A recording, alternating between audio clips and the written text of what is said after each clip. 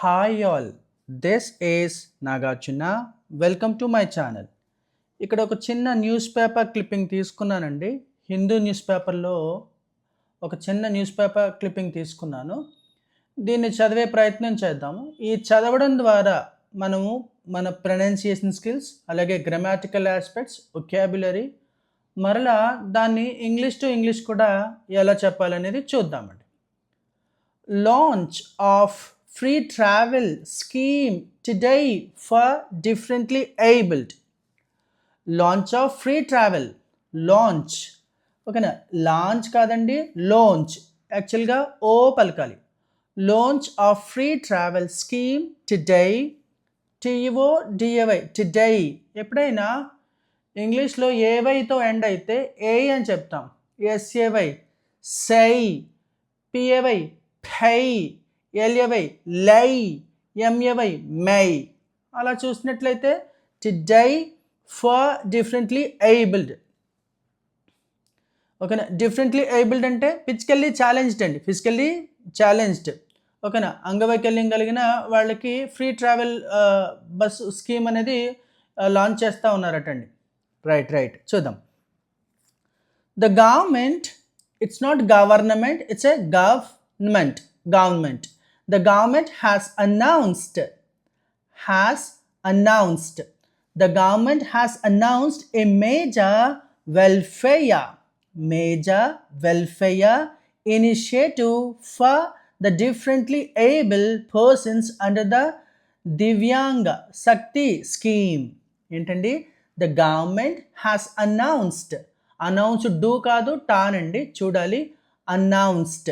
ఎప్పుడైనా ఏదైనా ఒక రెగ్యులర్ వర్బ్ సాతో ఎండ్ అయితే ఎలా, అనౌన్స్ అన్నప్పుడు చివరిని చూడండి స్ అని వచ్చింది. అలా సా శబ్దంతో ఎండ్ అయినప్పుడు తర్వాత రాసే డీని టాలా చదువుతాం. M I S S miss, M I S S E D missed. K I S S kiss, K I S S E D kissed. అలానే announced. The government has announced a major, చూడండి ఎంఏజేఓఆ, మేజర్ కాదండి, ఆర్ని సైలెంట్ చేస్తాం. ఎందుకు ఆర్ని సైలెంట్ చేయాలి? చివరిన ఆర్ వచ్చింది. స్పెల్లింగ్లు గమనించినట్లయితే ఆర్ ముందేమో ఓ ఉంది. ఓ అంటే వావెల్. ఏదైనా ఒక ఇంగ్లీష్ పదం చివరిన ఆర్ కనిపిస్తూ ఆర్ ముందు కనుక వావెల్స్లో ఏమున్నా సరే, ఏ కానీ, ఈ కానీ, ఐ కానీ, ఓ కానీ, యూ కానీ ఏదైనా వస్తే కనుక ఆర్ని సైలెంట్ చేస్తాం. మేజా, వెల్ఫేయా, అది కూడా చూడొచ్చు మీరు. ఫేయా, Nia, డియా, ఫయా, actor, doctor, minister, semester. ఇలా ఆర్ని చాలాసార్లు 99% సైలెంటే చేస్తాం చివరిన వచ్చినప్పుడు.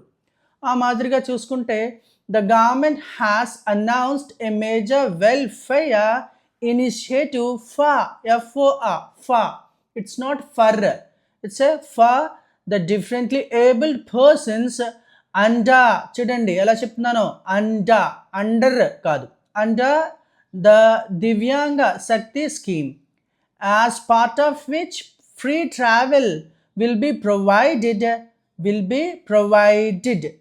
ఎప్పుడైనా ఇంగ్లీష్లో డిఈడితో ఎండ్ అయింది అనుకోండి, ఏదైనా ఇంగ్లీష్ పదం, ఇంగ్లీష్లో ఏదైనా ఒక పదం డిఈడితో ఎండ్ అయితే దాన్ని డిఈడిగా చదవకుండా డిఐడిగా చదవాలి.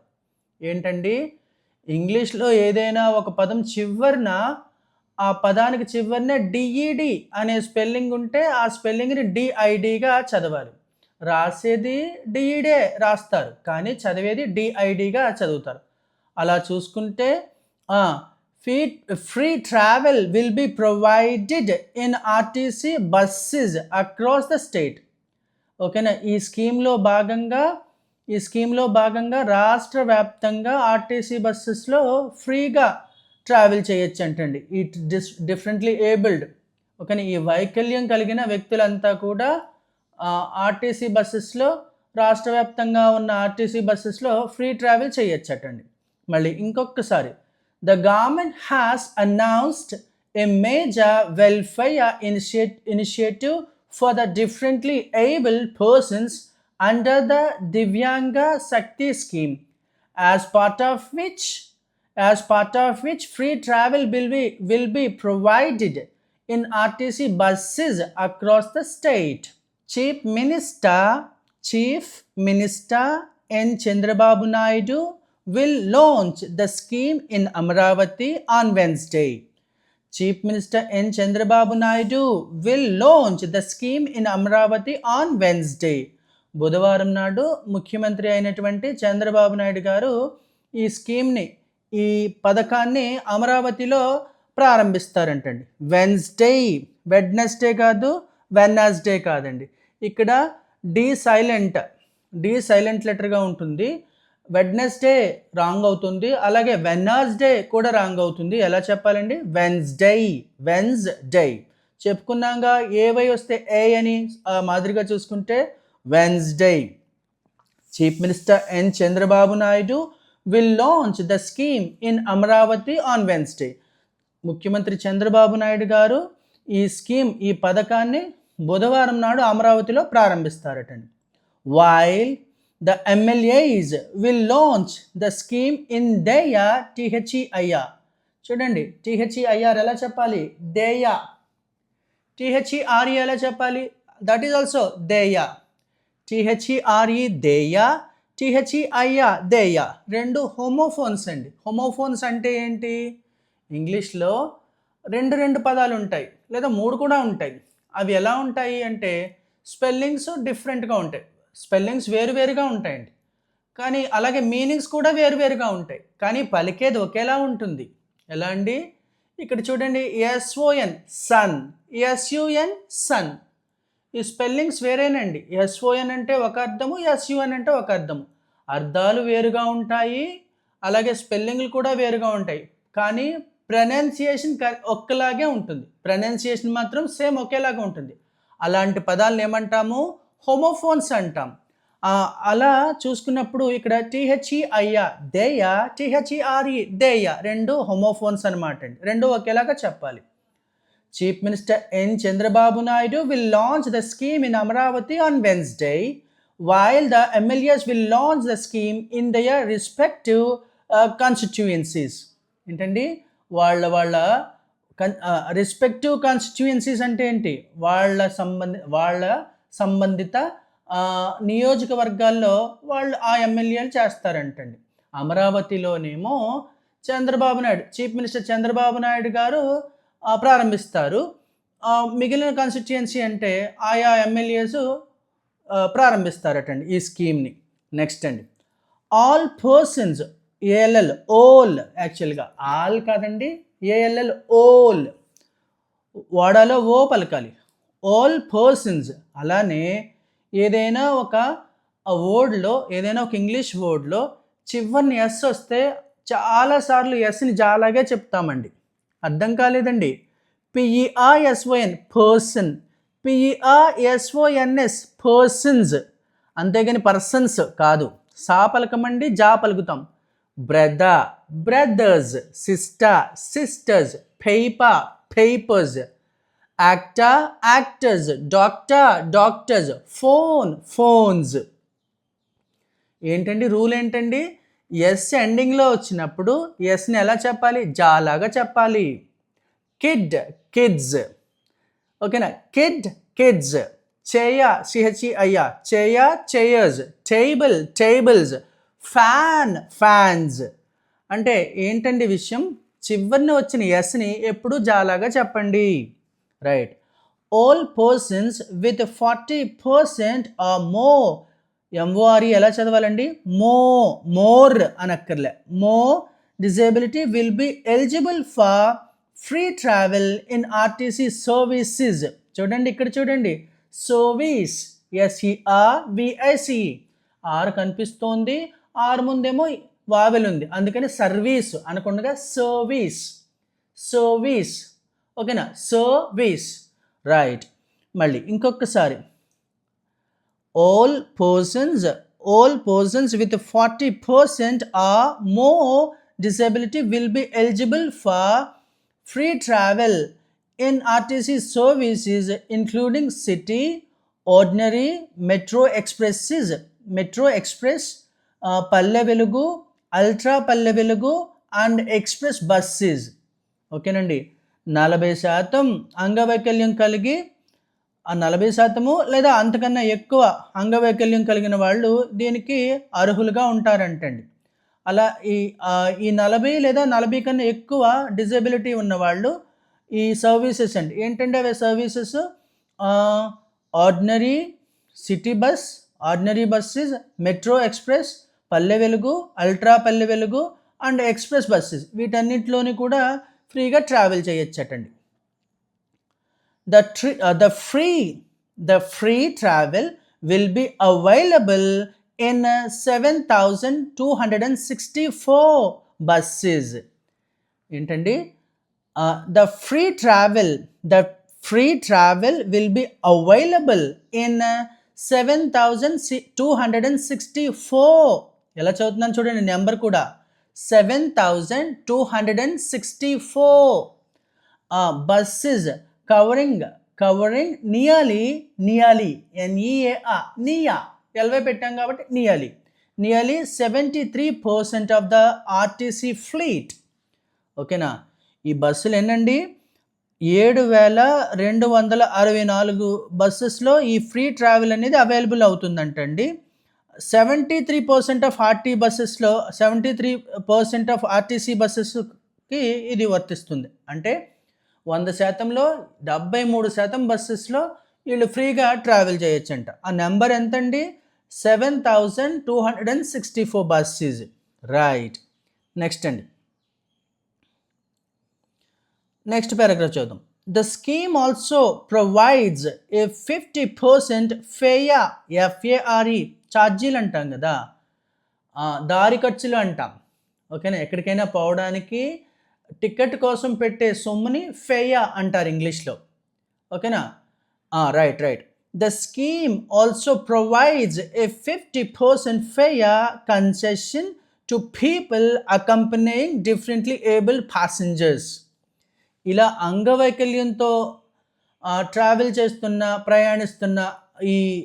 ప్రయాణం చేస్తున్న వారితో పాటుగా వాళ్ళకి సహాయార్థం కూడా ఉంటారు కదా, వాళ్ళకి కూడా 50% కన్సెషన్ ఇస్తారంటండి. వాళ్ళ టికెట్లో 50% కన్సెషన్ ఇస్తారట. The scheme also provides a 50% FARE concession to people accompanying అంటే తోడుగా పోవటం అండి, differently able passengers. ఈ డిఫరెంట్లీ ఏబుల్డ్ ప్యాసింజర్స్తో పాటు వెళ్ళే వాళ్ళు ఎవరైతే అకంపెనీ చేస్తున్నారో వాళ్ళకు కూడా 50% కన్సెషన్ ఇస్తారటండి. ప్రీవియస్లీ లిమిటెడ్, ఇక్కడ చూడండి LIMITED లిమిటెడ్. ఎప్పుడైనా ఇంగ్లీష్లో టీఈడి వస్తే ఎండింగ్లో ఏదైనా ఒక ఇంగ్లీష్ పదం చివరిన టీఈడి అనే స్పెల్లింగ్ వస్తే దాన్ని TIDగా చదవాలి. Wanted, hunted, navigated, limited. ఇలా ఇంతకు మునుపు ఏం చూసాము, డిఈడి అనే స్పెల్లింగ్ వస్తే డిఐడిగా చదవాలన్నాం. Provided, needed, sounded, branded, landed.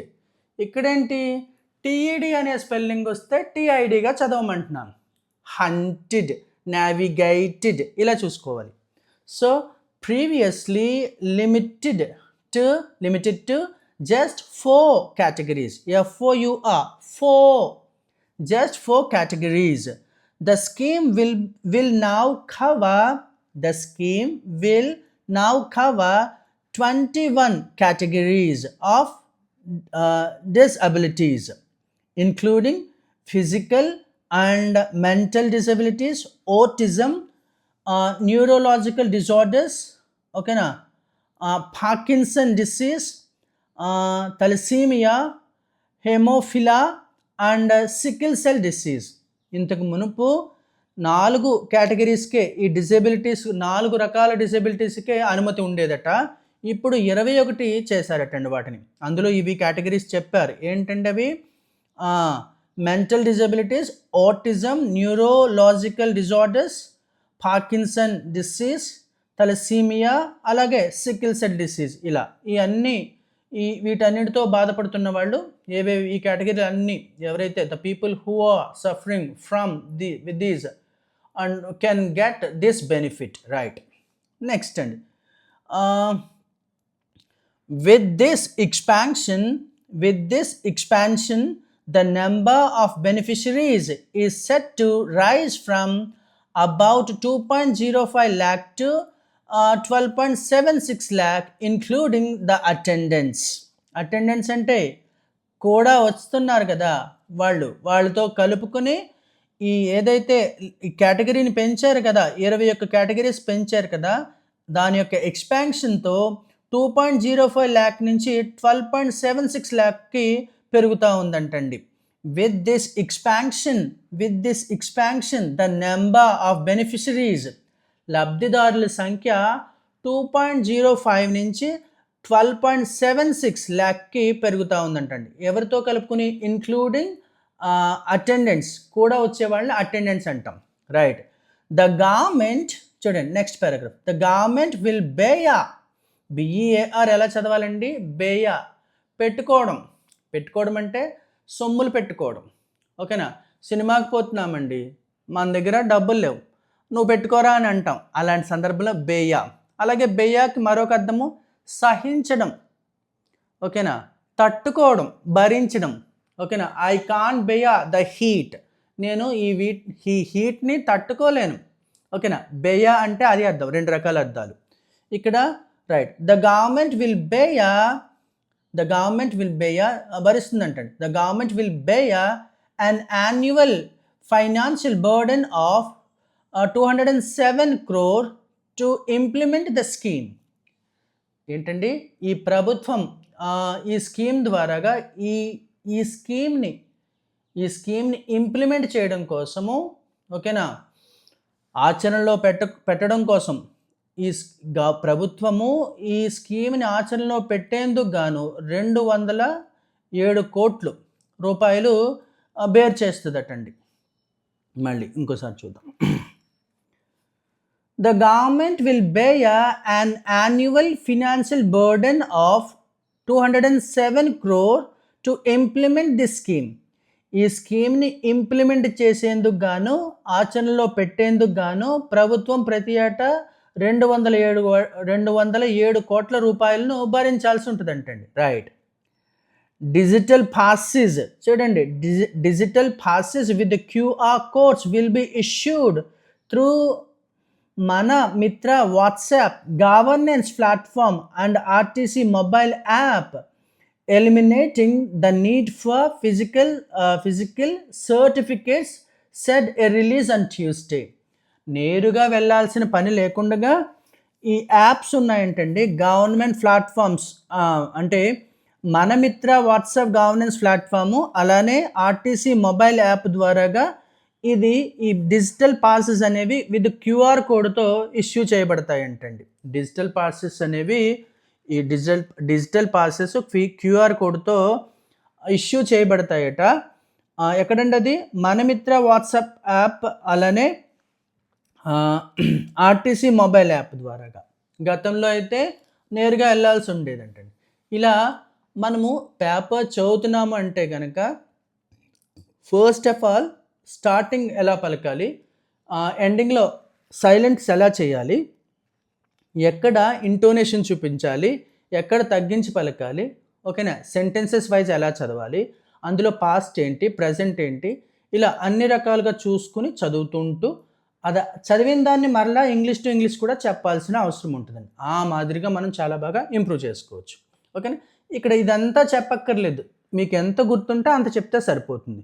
ఇది చూసుకుందామండి, ఎలాగో చూద్దాం. The government is going to launch a free travel bus scheme for differently abled people in Andhra Pradesh. Mr. Chandrababu Naidu, our Chief Minister, Mr. Chandrababu Naidu, will launch this scheme in Amaravati. In remaining all constituencies, concerned MLAs will launch this scheme across our AP state. Right. With this scheme, people who have 40% or more than 40% disability will get benefited with this scheme. 73% of all disabled people can travel through buses, like the total number of buses available for these people is 7,264 buses, which is 73% of total RTC buses, right? um, and the people who accompany, the people who go along with the disabled people in the travel get benefit 50% of concession in their fare charges, right? Earlier, previously, government used to give only 4 categories of disabilities. Now the category will be increased to 12, right? Right. The government has to pay a 207 crore for this, for the implementation of this scheme for every year. Right. Digital passes with the QR codes will be issued through government apps. ఓకేనండి, ఇలాగా మీకు ఎంత గుర్తుంటే అంత కూడా మీరు చెప్పొచ్చండి. Thank you so much watching my video here. If you like my content, please subscribe my channel. If you want to say something, please comment that. Please share my video also. Thank you one and all.